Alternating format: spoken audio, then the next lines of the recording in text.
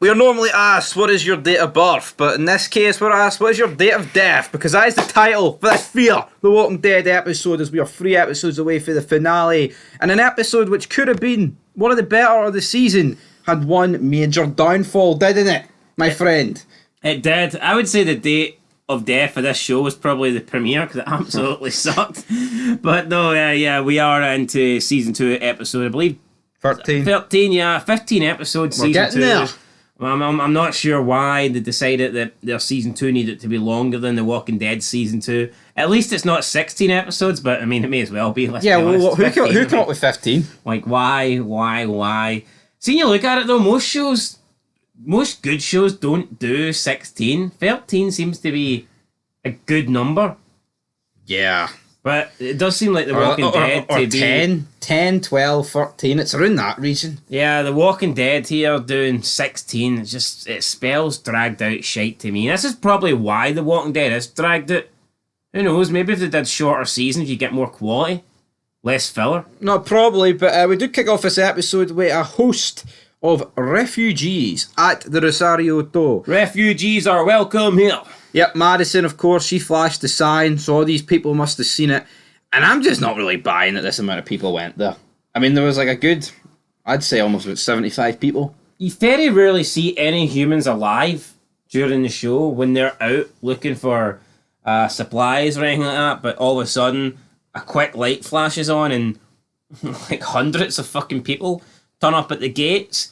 And I thought Donald Trump was a bad guy. Oh, not allowed to build a wall, not allowed to build gates. Well, these gates are keeping these people out, and Madison's not letting them in. Oh, I know it's None of them want them in. Why don't they want them in? It's almost like they're strangers, they don't know them, and they don't think they're safe. Imagine that. It's almost like, you know, we shouldn't bring in people that we can't vet, and, you know, walls keep us safe. And borders protect us, man. Was Fear the Walking Dead ahead of its time? I think Fear the Walking Dead's racist. I think Fear the Walking Dead's right on the money. I think well, there you go, boom. But then they see a guy that is fitted for. They see Travis. He's got his documentation. Documents, registration. He does not have a criminal record. He does not do drug running, gun smuggling, or touching of the kiddies. He does not do either of that. License and registration. No, I don't get, right? Why is he... Like, so they let him... I understand why he's let in, because, you know... No, but it was very phony. The way he managed to squeeze to the front of the line, and then they opened up the gate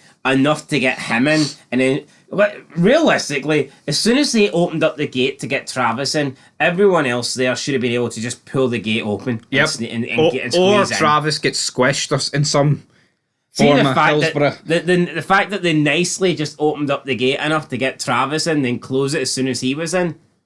Yeah. That is unlikely to happen in a real scenario. If those people were so desperate to get inside, once you opened up the gate and the gate was open and they had leverage, they would just squeeze themselves in. No, you're right. Absolutely. But, I mean, this episode is more... Are you saying someone could have pushed in behind Travis? So, all joking aside, like... No, of course they could have, but it's just this show. Just stick to his ass. Exactly, literally. Hold on to his fucking legs. And it was grown men. It wasn't, kids. That's the way normally the refugees are. It's all grown men. But anyway, let's dive into it. This is mainly a flashback episode. We do have Madison talking to Travis, but it's more, what happened to Chris? Chris. And what happened to Chris? James is still bleeding. Well, his leg's done for the end of... when was the last time we saw Travis? Like 3 episodes ago? Probably. It's been a while. I mean, I think the Travis story arc with Chris has been the most exciting thing about the second half. Easily. Yeah, it's a story that we've seen the least. Yeah. It's kind of annoying because the one that I think we've seen the most is probably Nick. But we do get quite a lot of Madison and her taking over the new hotel. But it's like... For me, the more interesting story out of them all, well, we haven't seen Daniel, so I can't really say what he's doing. But I think the most interesting story arc does seem to be Travis, and can he save his son Chris from going down this, this dark and deadly path or whatever. But we don't really get to see it. We get to see it now. We'll just cover what happened, basically all the flashbacks. So their friend is still bleeding out, and apparently they created a pact where they weren't going to let anybody turn. But he wasn't bitten. He was shot. Travis is pretty much gave him all the medical care that he can. Travis is adamant that he will heal up. He just needs a bit of time. Yeah, that's not a good enough answer for them, and because they can't travel with him, because they are stuck there. They don't want to leave him behind, so they decide to shoot him. And it just makes no sense to me. Chris comes in. He's trying to tell his dad, "Oh, we're sorry. I'm trying to be good." Then Chris tackles Travis to the floor, and this allows the other two to come in and shoot their friend. Well, because Travis was trying to protect them. But I just don't get it.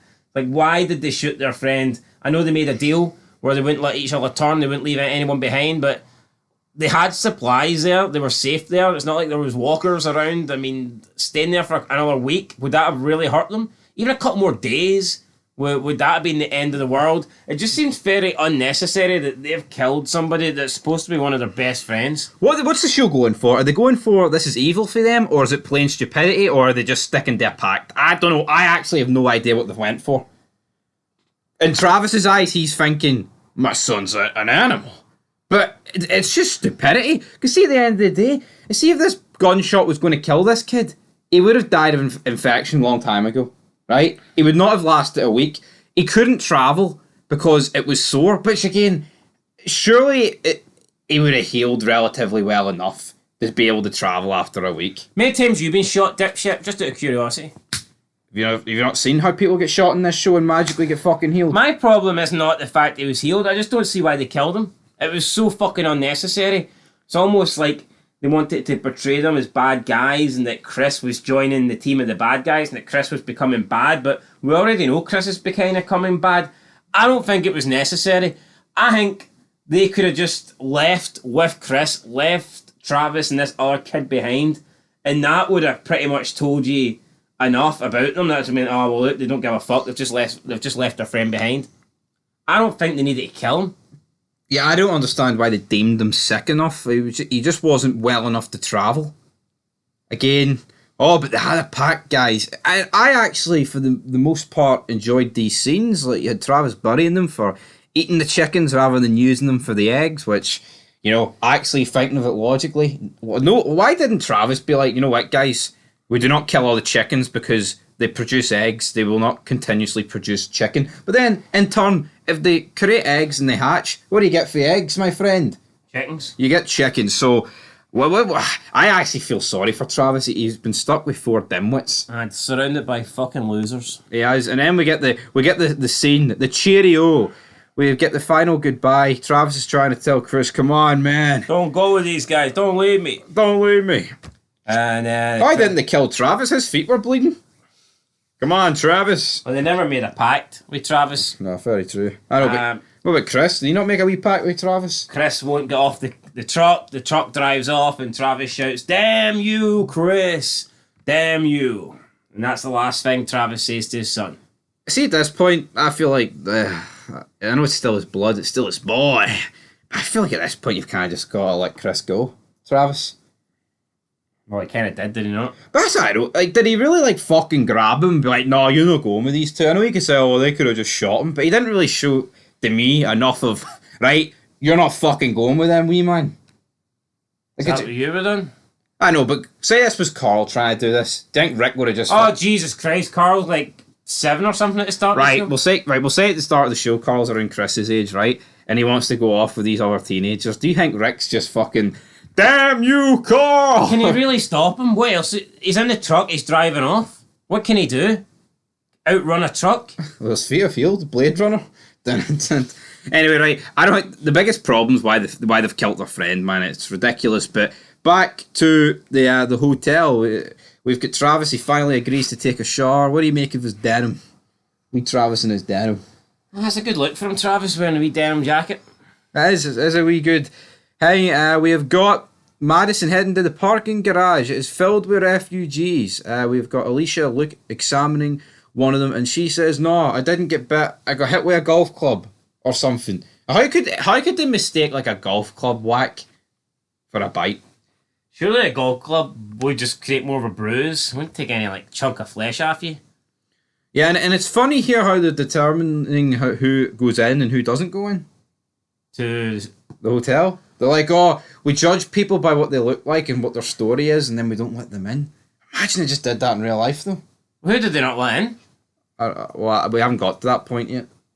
Because we get to the end of the episode, we get Madison telling Alicia that her father's car accident was actually a suicide. And Alicia takes this so fucking bad, and she's like, I never told you and Nick because I wanted to protect Nick.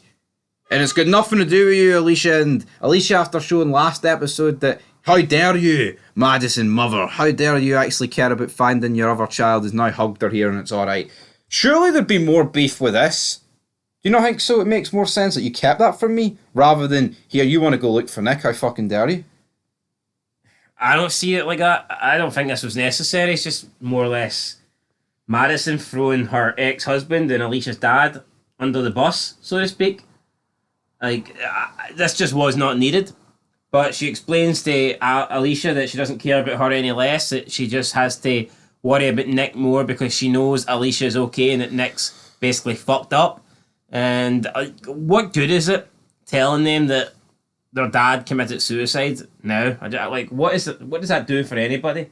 Yeah, it's just filler, isn't it? It's just like we can't create stories in the current time, so let's just pretend, well, not pretend, but let's just bring up the fact your dad actually killed himself. She could have just gave her the whole speech, I love you just as much as Nick, but you're more stable than Nick. Nick's ill, Nick's, and I worry more about Nick, not because I love him more, but because... He requires a bit more TLC. Yeah, well, I don't know why she had to bring up the fucking death of their dad to explain that. It's almost like she tried to deflect the blame from herself. Be like, your dad... You might not like me, but your dad left you on purpose. It's like... Your white, straight male of a father, he's the one that left you, man. He's the one that left you. But anyway, talking of refugees, just like at Calais, they're piling up again. And we see a new group, and we've got Brandon and Derek. But what are they without? They're without Chrissy. Chris. Where's Chris? What did they do with Chris? Everybody loves Chris. Travis ain't going to be too... Right, we actually have no idea what happens to Chris. Do you think Chris is dead? Or do you feel like Chris is going to be alive? Well, considering they've done flashbacks, I'm going to assume that they do more flashbacks, so we'll probably see that in the next episode. I also thought there was a weird scene when Madison was talking to Travis about how he's left Chris behind, and he asks about Nick, and then Madison tells Travis that Alicia needs her. So she leaves Travis, and he's like on the edge of the balcony, and Travis just didn't seem in a good place at that time. No, he looked like he could do a diving headbutt for the 7th floor. Personally, I wouldn't have left him on the balcony at that stage, but Madison decided... Madison and Travis, they don't really seem like a couple to me. Like, I think they've been dating for probably, a couple of years, I believe. I honestly see more of a... This season, you've seen more of a connection between Madison and Strand than her and her husband. Now, I know you could say, right, Strand's put the pink top on and pretending to be gay, but it is what it is. But predictions, do you think Chris is dead? Well, yeah, because he doesn't fucking appear on season 3. Does he not? No. Who said that? Do you know this? Pretty sure he's only in 2 seasons. So I'm going to predict that Travis goes on a murder spree and kills Brandon and Derek. Are you going to agree with that? Yeah, or maybe they give him information and they tell him about Chris. Not entirely sure, but we'll find out next episode. Nick. I am looking forward to though. To interrupt you, sorry to interrupt you. I'm looking forward to how the shoe's going to be on the other foot. But Travis is going to be like, "Fuck you guys, you're not welcome here." Well, like the way they kicked him out and they were kind of smug about it. Oh, we're taking your boy. Travis and you're not welcome, Dan. Travis is going to put his fucking sore feet on the ground and be like, "Fuck you, Brandon and Derek." Hey, yeah, but is Travis like that? No, but he should be. Well, once he finds out his son's dead, is he not going to, drop kick them the next week? Yeah, I mean, plus the fact that they're willing to kill their friend, why wouldn't they kill Chris? A guy they knew for a week? What if Chris gets 8 days? What if Chris gets a headache and he's like, "Can you pull over so I can have a wee rest for 5 minutes?" And like, "No, we ain't got time to rest. We ain't leaving you behind either."